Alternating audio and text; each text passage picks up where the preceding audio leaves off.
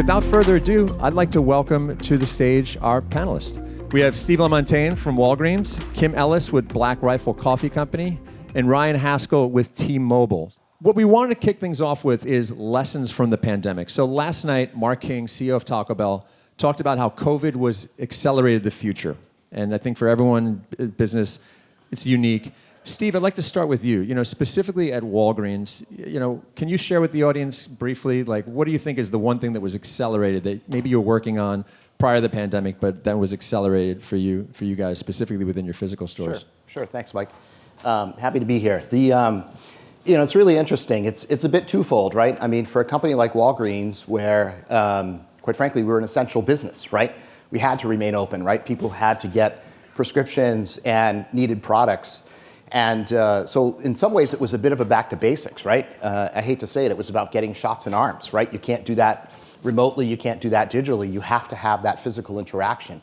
So they served, the physical retail at Walgreens served as that connection point. And we're fortunate in that we've got 9,000 stores, close to customers, close to patients. So that was very much part of it. It was very much back to basics, but with a bit of a spin, right? We had to think about team member safety. We had to think about things like very, very quickly starting to deploy things out into stores like ultra cold freezers to keep the supply of the vaccines safe. So very different things. People had to sort of, pull up from their bootstraps and just get it done. Conversely, we also had to start to think about what, exactly what the question was. What does the future start to look like? And how do we start to think about how, and start to anticipate and hypothesize how customers wanted to get products like front of store retail products, things that they would normally get and go into a store, interact with people, deal with conventional checkout systems, and start to think about what that might start to look like for the future. So while we were back to basics, we also had this other aspect of the business, call it behind the black curtain, who started to think about where we would need to go. Yeah. Thanks, Steve. So, and also, just again for the audience here, I know retail is very diverse. I know we have Chanel here, we have Amazon here, we have Walgreens, we have T-Mobile. So I know each of you, have unique challenges within your category. Kim, you spent the lion's share of the pandemic with GameStop, and you made a shitload of money on stock. Why are you here? Right. Come on, Kim. That's the question. I did not make a shitload of money. But there's a story, and I'll tell you. February 12th of 2019, I went in for an interview with the CFO, the CEO. I went downstairs after that conversation. I got on Robinhood while I was still in the parking lot. Stock was at $4.24 at the time. I bought 100 shares. Just from what I learned inside the building. I should have bought 1,000 or, but I didn't. And Kim now works for AMC, everybody. Yeah. And then Bed Bath & Beyond. And as an executive, of course, my stock got tied up in not being able to trade. And my compensation from GameStop really wasn't tied to stock, thus I'm still here, and now employed by Black Rifle. But by the time, so everyone knows that stock soared to $480. By the time I was able to trade my 100 shares, it was down to $187. So I made not a shit ton of money, but I made enough to buy some shoes. All right, there you go. Nice.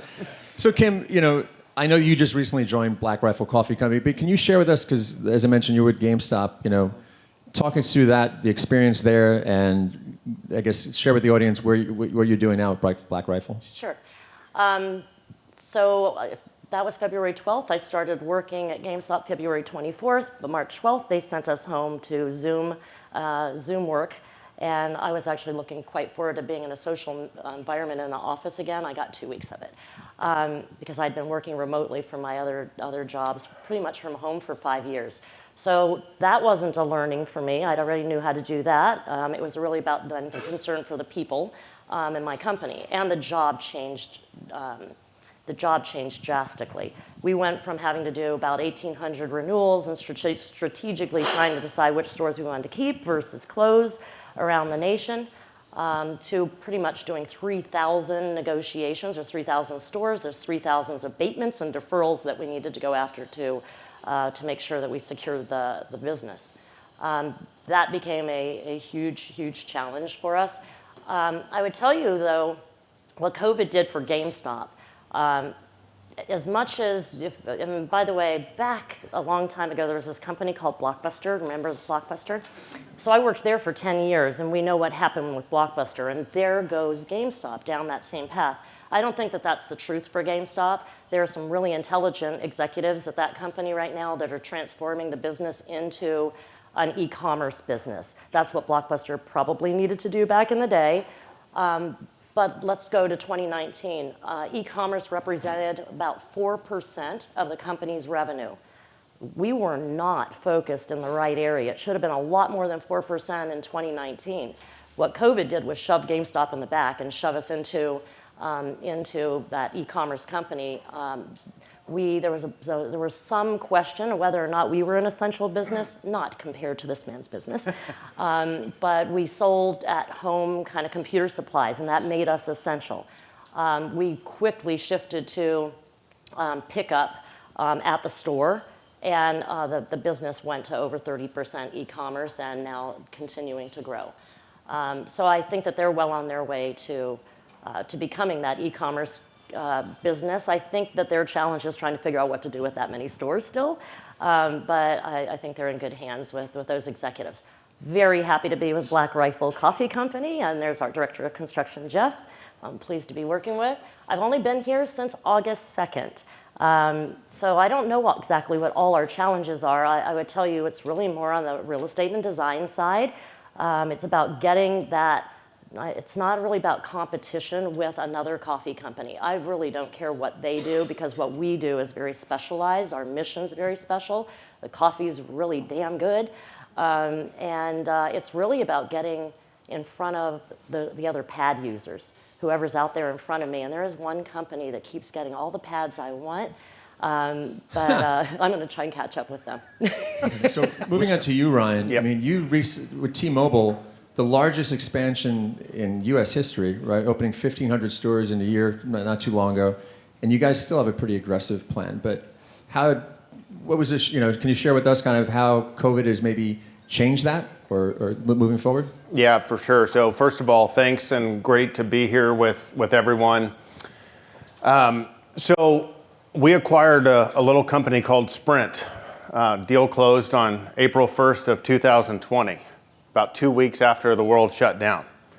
And we got with that about 30 million customers, about 4,000 stores, a whole bunch of network and things of that. And so we're still in the middle of integrating that. So from a timing perspective, not only did we have the challenge of COVID, some things we already had in the works with BOPUS and our digital platforms and things of that nature, we have been spending a material amount of time refreshing and rebranding our Sprint stores. We put up over 11,000 signs last year as a company across our 3 brand platforms.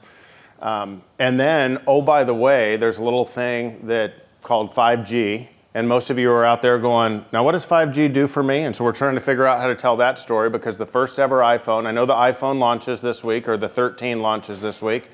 Last September, was the first ever 5G iPhone.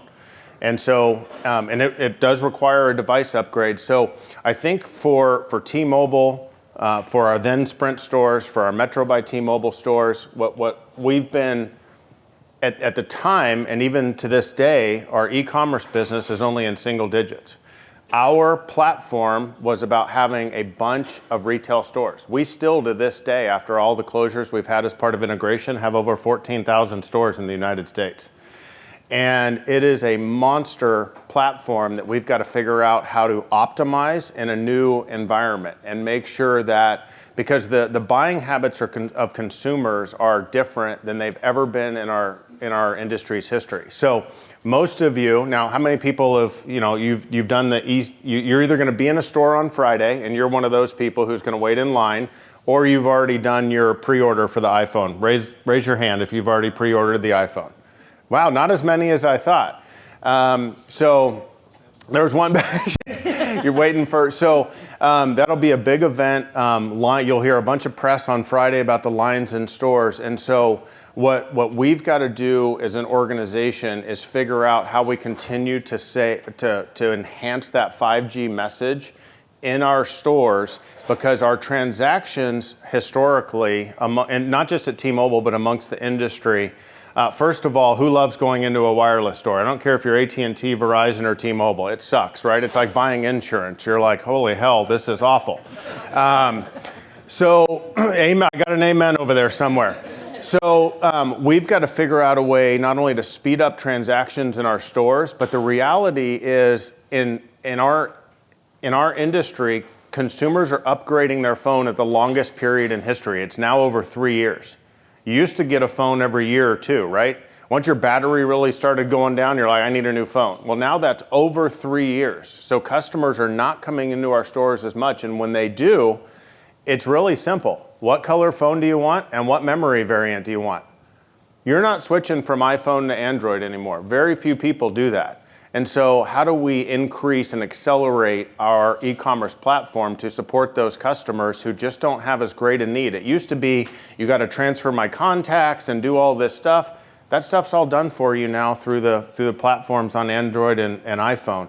So how do we provide more of a 5G experience in our stores versus the convenience and having one on, every corner that we have today, but having less stores with more of an experience on what 5G is going to bring to the future. So that's what COVID in particular has. We already had some of this in the works, but listen, we don't have drive-throughs, and we're, again, not where Steve's at, but we're an essential business as well, right?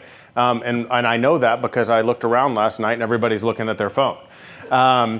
And so we've got to figure out a way to bring those customers into our store to experience 5G versus just the transactional nature and the convenience that our industry has been for so long. We have got to graduate from that as quickly as possible, and I think you'll see that in the coming years. That's a great way to segue into the next section there, Ryan, just talking about how the customer is changing, how we're changing as a result of everything we've been through, and just how things are happening and have been happening over the previous years anyway. Steve, I want to switch to you. You know, probably one of the lasting effects of what we've seen over the last 18 months is the work from home revolution, which is something that's probably going to be sticking around. So how are you adjusting what you do given that we are living our lives differently now? How are you adapting for that? Well, I'll get to that point, but I want to talk about what's happening differently with customers as it relates to that as well. Because I think similar, right? You think about e-commerce and the penetration that physical brick and mortar has had, right? Like we were one of those companies, quite frankly, we weren't really playing in the space. And it was very much because of technology not keeping up, right? Like there wasn't really a need.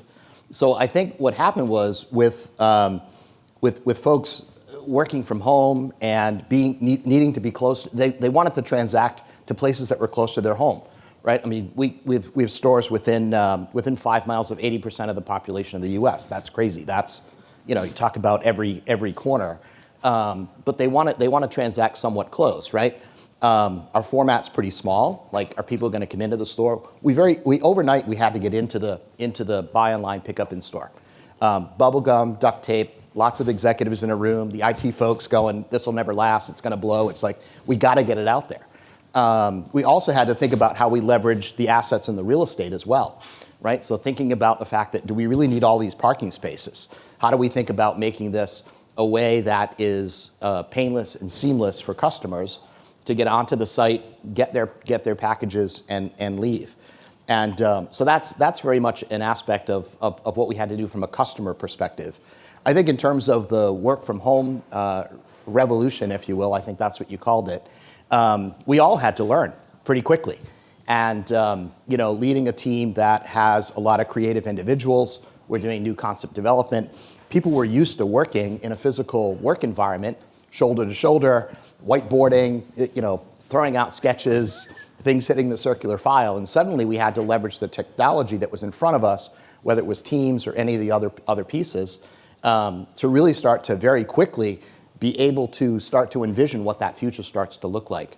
And I don't want to say it was easy. I mean, it was, virtual happy hours were a great level of engagement to get people kind of going and to charge it up and to get them to think differently and make it their own, right? So, I think in terms of my team, we really let them decide what was the best way of working, albeit virtual, within that world. We've had to think very differently about even how we pitch to executives, right? So, we had somebody from my team who was on a 5:30 call this morning, Pacific time, and I'm thinking about, like, you can build the best deck, but it's really hard virtually to actually explain we want to go from here to here, especially when you're taking executives out of their comfort zone. So, I would urge all of you that manage creative teams to be really open-minded and listen to the folks, especially some of the newer folks who are on the team.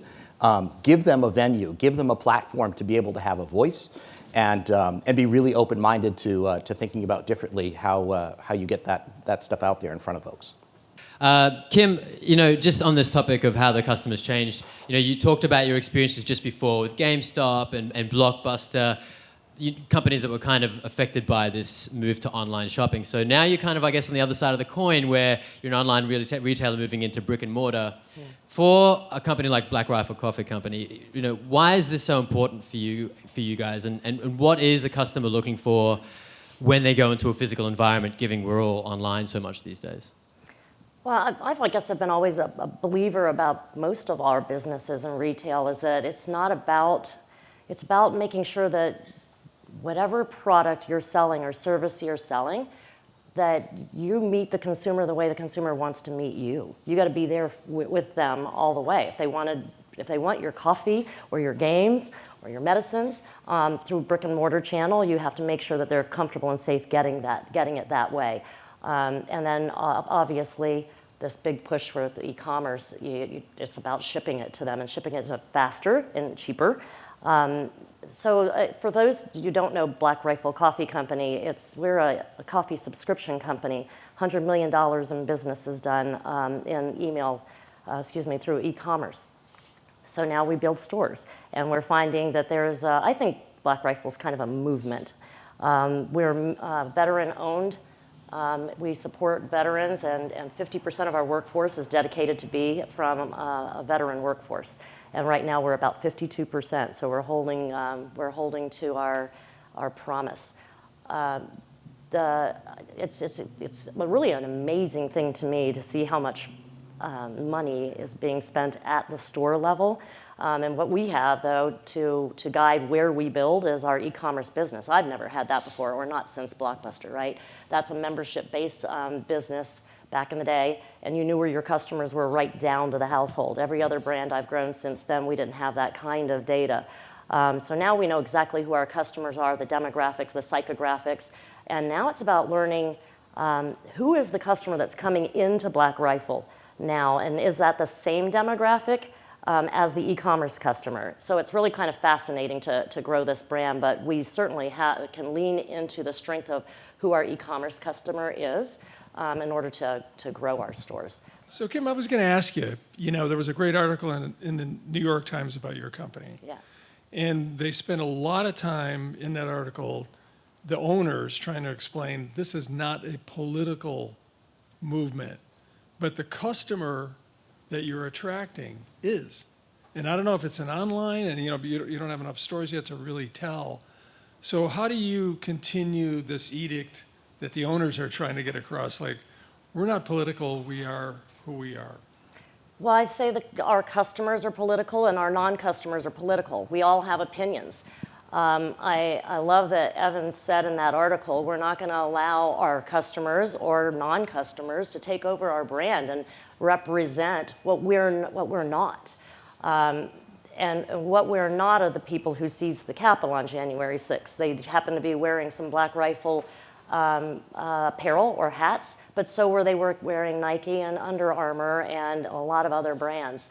So I think that we were pulled out of that because of what Evan's beliefs are, but they're not. I think that the article did great. I think Evan did a good job. I don't think the New York Times might have shifted the conversation the way that the New York Times sometimes will.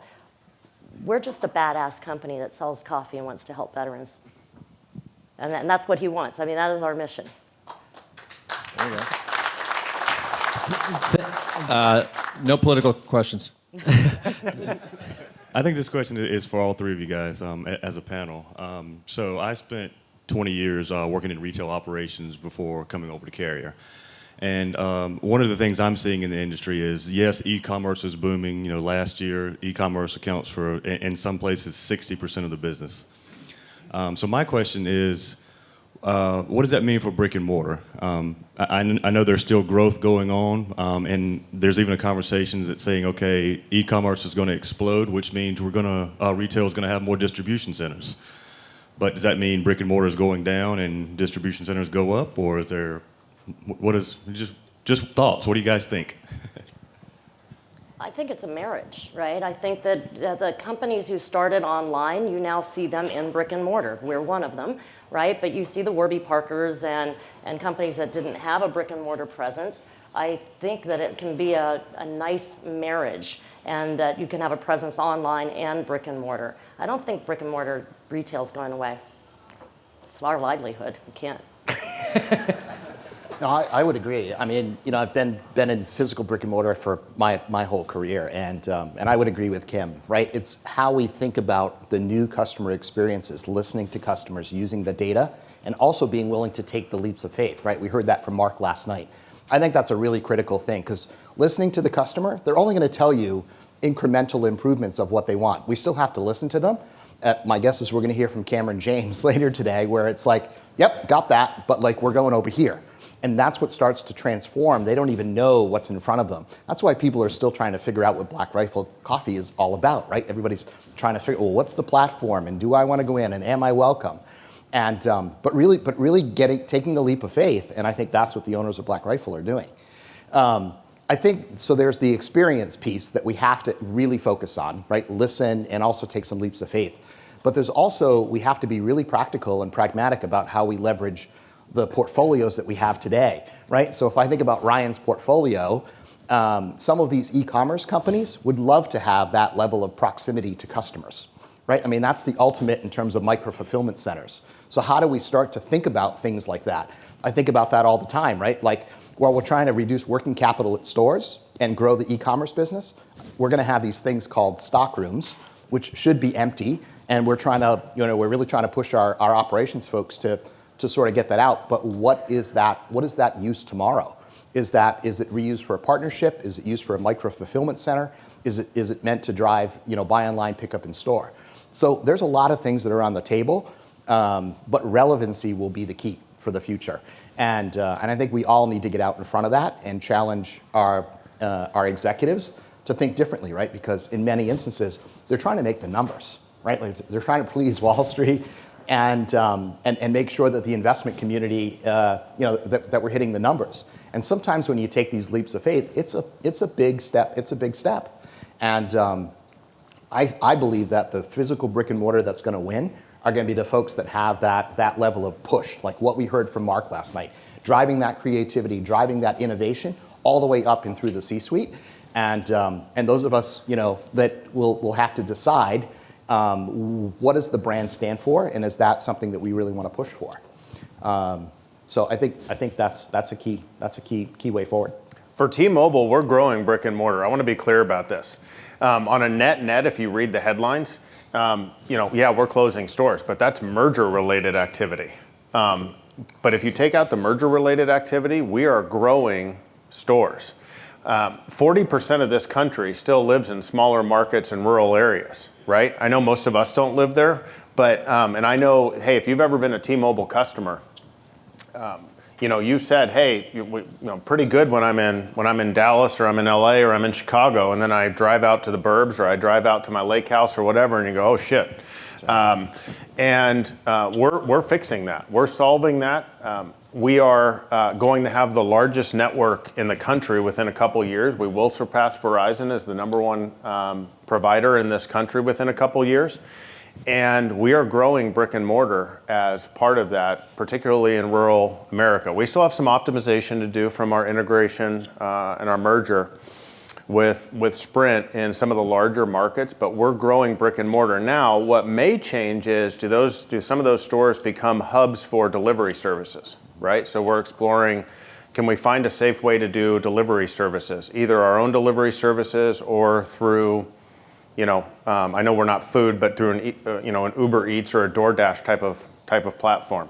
So do our stores become hubs for that? Do we do product introductions outside of tech stuff inside of our stores? If you see our new store types that we have several of around the country that Kirsten has so awesomely designed for us, how do we introduce new products that may not even be tech related, or they're related to tech through the 5G platform?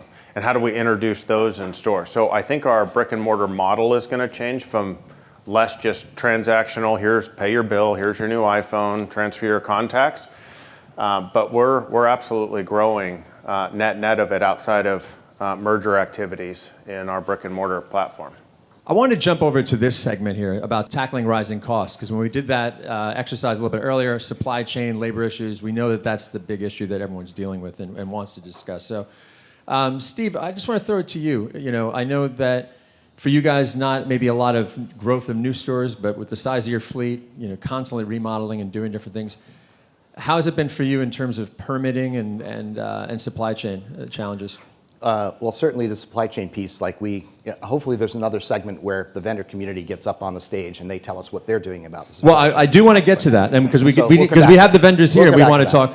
So share with us what are some of your challenges with the vendors, and we'll let the vendors share what their challenges are with the retailers, and we'll work it all out. Well, I think for us, I think in the spirit of thinking differently, and sort of breaking the glass house, so to speak. From my team's perspective, we develop new concepts and new pilots, and we want to get them out there and test them with consumers really quick, because the consumer is changing that fast, right? The days of just do it on paper, maybe put it in a little box, let people touch it and feel it, bring all the merchandising folks through is gone. We want to get that stuff out in front of customers. And one of the challenges we were having, particularly through pandemic and even pre-pandemic, was permitting, right? So yes, you can hire a permit expediter, and they can get out there and they've got sort of this playbook and protocol in terms of what they've done. And we started to have a discussion within my leadership team and said, should we bring on our own permitting person? And we thought, well, why would we spend money on that? Well, what we found, and it surprised all of us, because we thought, yeah, let's do it. Let's get somebody on board. But what we found was that relationship. Someone actually walking into a permitting facility or on the phone and saying, I'm from Walgreens. Not that I'm from a company that's representing them. And it's like, oh, here we go again. You're one of the big permitting expediting firms. But actually creating the relationship on two fronts. One was literally with the local municipalities. Like, I wouldn't say that we would go to the front of the line, but we were very, very clear that when we went in and we applied for a permit, what we had to have in hand. And they really appreciated that, right? So they would see this thing complete. It wasn't an architect that was coming in and, oh my gosh, you're missing this, this, and this. Get out of here and come back when you have it all done. It was really dialed in, and that was a win-win in and of itself. The other piece we found was on the landlord relationship side. So we started to put this person out there to actually make along with our real estate folks, but start to be able to create that relationship with the landlord, because what happens is sometimes it requires a landlord approval, and you're sitting in and you're waiting for the signature to come in, right? And but having that relationship and having somebody call and saying, hey, this is Michelle, is there anything I can do to we just need to get to the right person, get the signature on it, get to the principal and that kind of thing. So that's just one example of the way that we've skinned the cat a little bit differently, and I think that's allowed for us to be really successful. The other thing that it allows for us to do is this person gets out in front of understanding what the timelines are. So many of the municipalities in the cities, again, went virtual, right? So, they had limited staff. How were they working through all of that? And so this person could drop a dime, get on the call, and start to understand that, it's 4 weeks or it's going to be 14 weeks. And what do we need to do to sort of expedite within some of that? So when we were making commitments to executives as to when they would actually be able to see this pilot in the ground, touch it and feel it, we're pretty confident in our dates. And so that's just one example of a real a real surprising piece. Anybody that wants to talk to Brittany, she's right here in the front, because that person reports to her, by the way. But that's just one example of how I think we even have to think differently about what the purpose of our staff is. And the conventional sort of roster of people within store development looks very different. And yeah, that's one example. Just on that, I want to see, has anyone here done something similar to that, implemented that kind of role? I know that's something we've seen in other verticals that we're in. Yeah?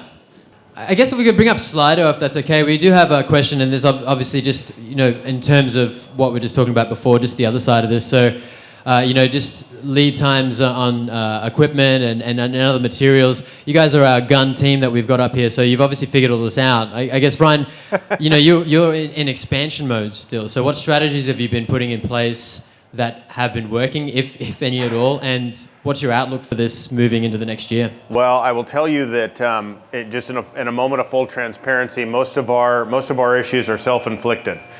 We move faster than the environment surrounding us is willing to move, whether that's manufacturing, whether that's permitting, what have you. Our growth aspirations are significant, and so for the most part, manufacturing is not a significant barrier to us right now. It is more, at least on the store development side. Everybody knows the chipset issue that's happening globally, and you can drive by your Lexus or Toyota or Chevy dealership and see no cars in the parking lot. That's clearly impacting our retail sales and our retail stores because of chipsets that are in phones. But from a store development perspective, we're in a decent spot on the manufacturing and supply chain side. Where we're struggling the most is in the human resource side, and that's either quality or quantity. And by the way, whether you're a vendor or retailer, who in here loves procurement, right? I swear our procurement group works for another company or another country, I'm not sure. And so when I say a lot of our stuff is self-inflicted, what I would encourage, especially the vendors that are out there, and Jim, our director of construction, is sitting over there as well. And one of the challenges we're having is some of our vendors just flat out saying, either one, we can't do it for the price that you're demanding, or two, we don't have the human resources to go at the speed and quality that you expect. And so what I would say, especially to the vendors out there, if that's the case, for whether you're doing business with us, AGI, James, I didn't see him here this morning. I got enough plugs from Mark last night, but that's another, we do, that was like paid for advertisement for Except James. Except you said AIG, and I was like, that was a nice soundbite for AGI. Yeah, exactly. So AGI does some great things, but I would just encourage all the vendors to make sure you're having conversations with your retailers as opposed to just flat out saying, hey, we're not doing business or we can't find the people. How do we have conversations where we can advance what we're both trying to accomplish versus just, hey, we can't do it? And that's a significant issue in our business right now, is just finding that human capital to be able to support the speed at which we're trying to go. So there's a question here from Andrew. I don't know, Andrew, you put your last name. Oh, Andrew from Benjamin Moore. How can we as vendors bridge the gap with your procurement teams to your construction teams? Does anybody have any from the panel? Once I figure out procurement, I'll let you know. Yeah, I would say just bypass procurement and come directly to that side. But I think to Ryan's point, like, bring solutions, right? Like getting a letter, and I had one of these that passed my virtual desk from a large shelving manufacturer who's not here, by the way, and who's been in business for decades. And basically the letter said, the new lead times are this, and we'll see you in 16 weeks if you buy one shelf. Not helpful, right? Like, come up with what those solutions are. You're going to pay 2x to get them right faster, or is there a third-party seller? Like, what are they doing to think about this, right? With brick and mortar that's closed, has anybody been stockpiling slightly used shelving? I'm just using this as a simple example, right? Like, that, is there a third-party solution that comes in that says, I'll take slightly used shelving to actually get something out in front of customers rather than taking nothing, right? Like, I'm making that up, but bring solutions, because even today, like sitting through the meetings that we're going to have today, like showing us pretty pictures and talking about all the capabilities, if you don't have the human capital and you don't have a way to deliver on it, like I'm going to shrug my shoulders, like, right? Like, so bring solutions. That's really the plea that I want to put out there for the vendor community. Nice to throw down the gauntlet there, Steve. I know that's hard to follow up on, but are there any vendors here that would like to chime in on that? And that's a tough thing to ask. One of the things we're doing to try to address this is we've created a group of sales execs to basically engage with our key customers to try to help you so that we can get some visibility to where you're going in the future, what you want to do. Oh, okay, I'm tapering off, I guess. But we want to see where you're going in the future so that we can help schedule those lead times. Yeah. And we can have those, so we play traffic cops internally. Carrier's got 18 different businesses. So if you need an HVAC system, great. We can put you in touch with the right people and work on those lead times so we can give them plenty of runway to know when you need it. But then on the same fact is if you come and say, hey, I need it tomorrow, it's our team that goes and plans with you and tries to come up with those solutions. And so we've been busy. We've doubled the size of this team in the last year. We've added, Jesus, tons and tons of people to this group. My last 6 months has been interviewing people for this group. So we are really invested in this, and this is coming straight from the top at Carrier.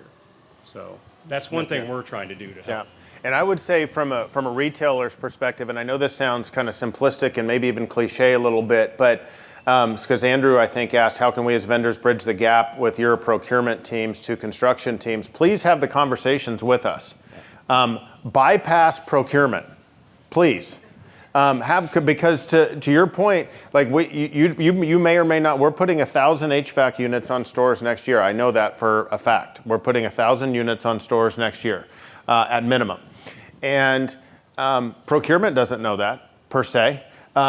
And so I want to make sure that you know what to your point of, I want you to know from us and again, I'm not saying a bypass procurement. That's not what I'm saying. I'm saying have the conversation with us because I think there's more influence that we have with procurement than maybe vendors think. And I know, listen, I don't know how it is at every company, but there's a lot of vendors out there who just, hey, you can only talk to procurement, and procurement says, hey, only talk to us. Bullshit.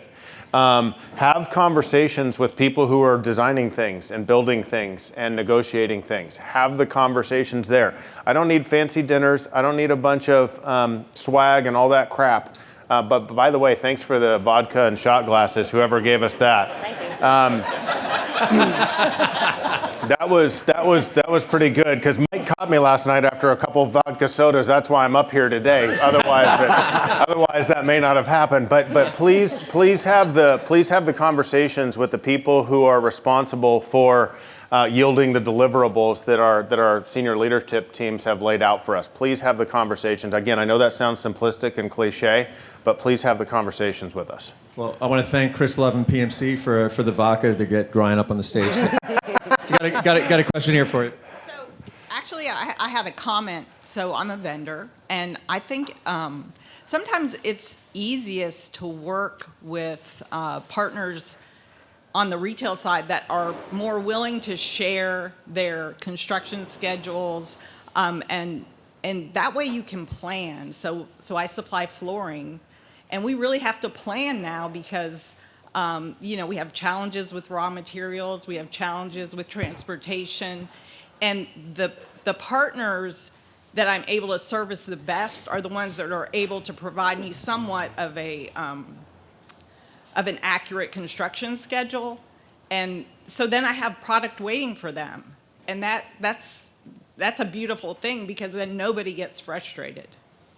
And I would say we have, not necessarily specifically to your company, but I know T-Mobile, we have been very proactive with our vendors in saying what we're going to do, and that's why I said we're not having much issue with supply chain because we've laid out our strategy well in advance so that we're not waiting on materials typically, unless again it's self-inflicted because we change on something. We're in a pretty good spot, and I also understand that we have the scale and the scope with being a Fortune 50 company to be able to push some buttons with certain vendors, and we want to be able to continue to do that as well. So we're almost up on time, and there was a question that was just up there that somehow got off the screen, but I wanted to direct it towards Kim because, when you're it was a question related to expansion, and what do you look for strategic partners? So Kim, now with Black Rifle, as you're going out, and this is new, trying to find new partners, what are some of the key things that you're looking for right now? How do you evaluate, especially like when you're getting a new program off the ground? Are you drawing back from relationships from previous companies that I'm sure you are? Absolutely, yeah. But also welcome new. So I think what I just heard these gentlemen say to the previous question, it will also answer this. It's communication, communication, communication. It's also location, location, location. Those are the basics. And relationships, right? So we were sitting last night talking about kitchen equipment and a company that I was using when we were at Piata, and then a company that we probably don't want to use that we used when I was at Piata. So who do we bring forward with us? And then how do we establish new relationships with the folks like who are sitting in this room today? So I'm always welcoming new relationships. But especially with vendors and landlords who want to communicate.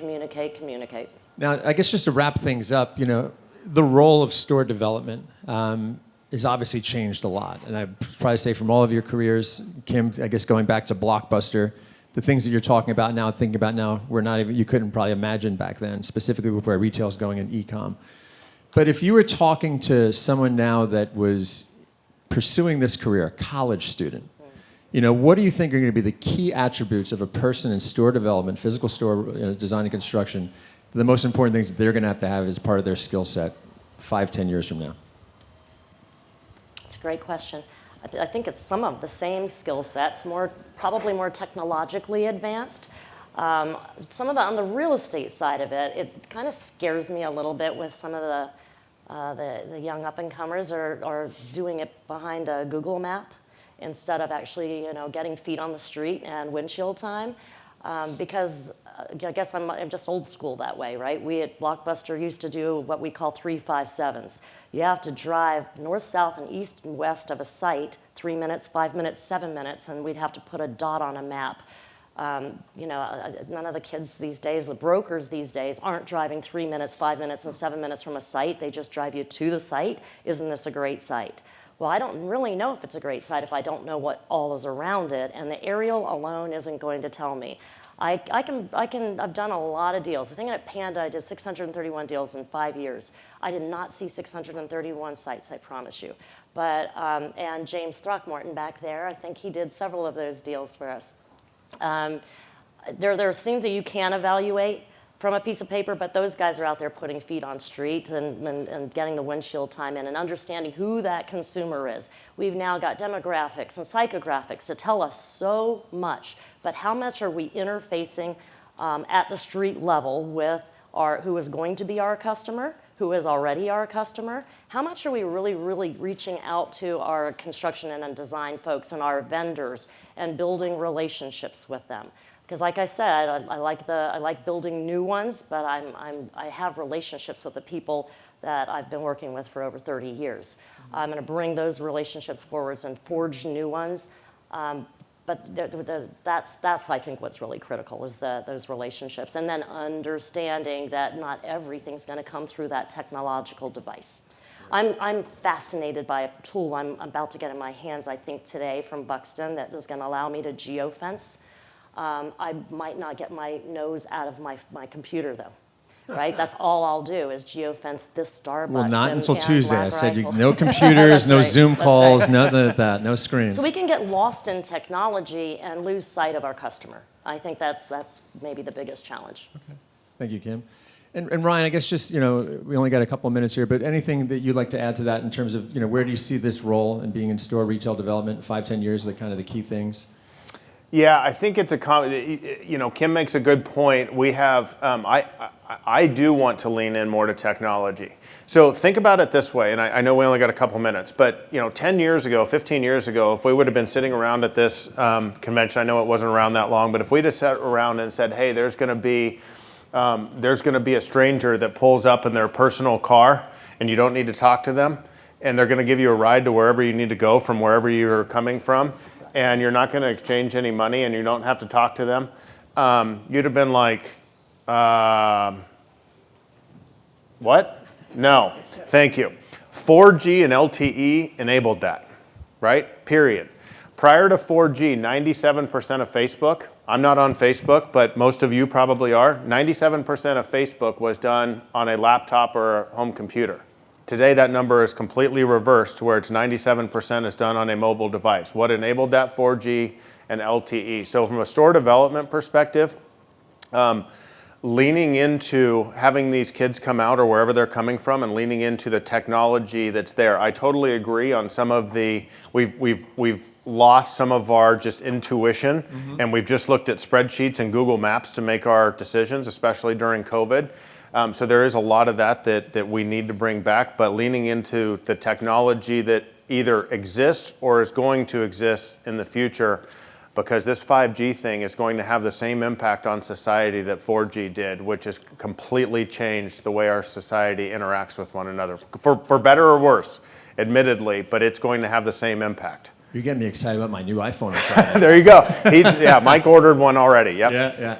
Yeah. Steve, I guess any closing comments on that thing? Well, I think, beyond the technology, which I think I'm complete alignment there, is really around people and sort of how we think about that future workforce. And I can tell you, when a potential new hire comes in front of me, one of the things we really test for is how they deal with ambiguity, because we've all had to deal with that. And I think that's going to be a core skill set that the future workforce within store development is going to have to really be, it's going to have to be a core competency that they bring to the table beyond their technical skills and what they've done in their resume. But at some point, flip the resume over and really ask the hard questions about how they deal with ambiguity, right? Because the customer is changing, and you've heard examples of it today, right? Just with us.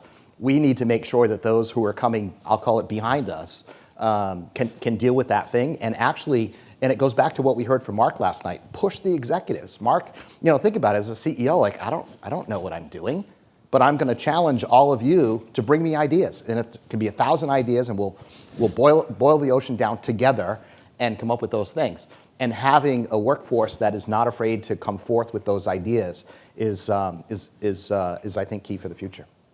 That's really great. Thank you so much, guys. That's all we have time for right now. But Steve, Kim, and Ryan, thank you so much. Let's give them a hand. Yep. Thank you.